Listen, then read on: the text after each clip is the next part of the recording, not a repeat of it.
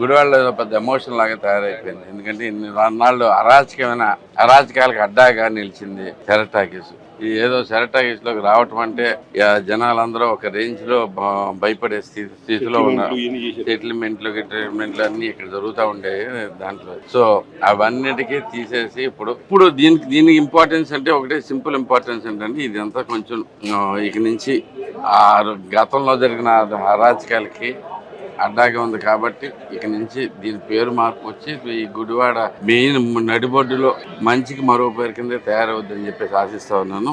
మంచి పనులే జరుగుతాయని ఆశిస్తా ఉన్నాను. ఇదే కాకుండా మనకందరికీ తెలిసిందే, ఇలా ఇది ఒక పెద్ద మనిషి ఆస్తి. ముందు దాంట్లోంచి ఆయనకి పెద్దగా లాభం లేక ఆయన పర్లేదని కూర్చున్నారు. కానీ ఎంతో మంది నిరుపేదలు, చిన్న చిన్న ఉద్యోగస్తులు ఇలాగే ఎంతో మంది ఆస్తులు ఇక్కడ ఆక్రమణకు గురైనవి. అది తెలుస్తూ ఉన్నాయి. ఒక్కొక్క దాన్ని బయటికి